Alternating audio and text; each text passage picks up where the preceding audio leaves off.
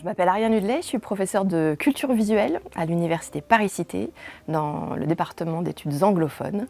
Et donc je travaille surtout sur le cinéma, les séries télé. Mes premiers amours au temps de ma thèse, c'était les adaptations à l'écran des romans de Jane Austen. Dans cette séance, je vais partir d'une petite phrase de Jane Austen qui disait que dans ses romans, elle travaille sur un tout petit morceau d'ivoire et qu'elle se concentre sur 3 ou 4 familles dans la campagne anglaise. Je vais montrer comment cette concentration sur le local, sur le privé, sur le minuscule parfois, permet au contraire de toucher à l'universel.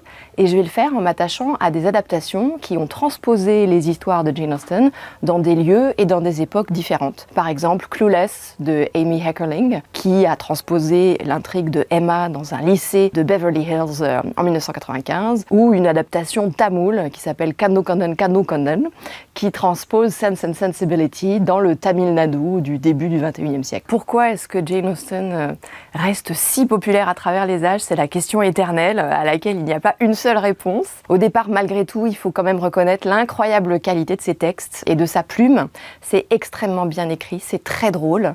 Elle a un talent pour le dialogue aussi, qui, je pense, contribue à la popularité intemporelle de ses textes. Elle ne perd pas de temps non plus dans ses textes. Il n'y a pas de très longues descriptions ou de moments de grandes pauses narratives. Et je pense qu'à une époque aussi où on est de plus en plus impatient, on y trouve notre compte en fait. Peut-être plus que quand il faut lire les longues descriptions merveilleuses par ailleurs de Balzac ou de Flaubert. Dans Jane Austen, on a de la matière qui va vite, je trouve. Ensuite, bien sûr, c'est une popularité qui a été entretenue au fil des époques par les adaptations, les réécritures.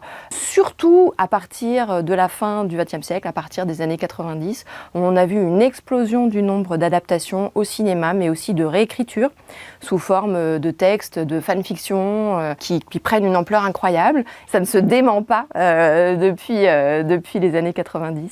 Donc il y a plusieurs raisons. Je pense qu'il y a un attrait pour la manière dont elle décrit la conscience de personnages féminins de manière subtile. Ce sont aussi des personnages féminins qui pensent par elles-mêmes, qui n'ont pas... Alors certes, tous les romans se terminent par un mariage, mais néanmoins les héroïnes ne se résument pas à cela. Et on suit vraiment leur questionnement sur la vie, sur qui elles sont, sur leurs priorités, sur leur hésitation, sur leur accès à la connaissance d'elles-mêmes et du monde qui les entoure. C'est fait de manière tellement subtile et tellement fine que je pense que ça aussi, ça contribue à la popularité croissante, s'il est encore possible, des textes de Jane Austen. Moi, j'ai l'impression qu'il y a un petit peu plus de stéréotypes dans les adaptations que dans les textes de Jane Austen. J'ai l'impression justement que ces textes s'attachent à dresser des portraits souvent très critiques, souvent très satiriques, qui justement permet de désamorcer certains clichés. Et encore une fois, même si on arrive à la fin parfois à certains clichés d'une union entre voilà, 2 personnes qui finalement sont faites l'une pour l'autre,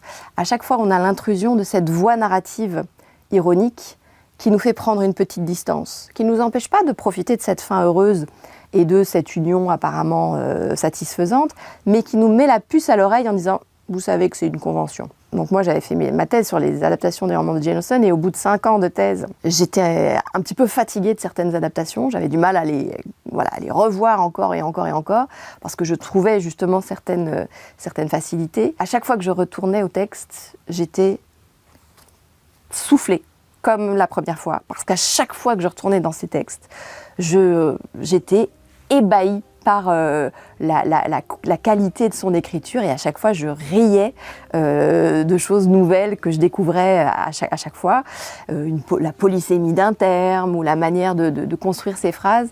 Donc tout ça, cette grande qualité de langue en fait, d'écriture, permet, il me semble, d'éviter les clichés et surtout, elle n'est absolument pas sentimentale. On sent dans ses textes qu'elle aime la littérature sentimentale, elle ne la regarde pas de haut, mais ce n'est pas dans son caractère d'écriture. C'est-à-dire, elle ne peut pas s'empêcher de faire un petit commentaire ironique en même temps. Et c'est cette capacité de reconnaître la qualité d'une intrigue sentimentale et en même temps de ne pas être dupe qui fait partie de son écriture.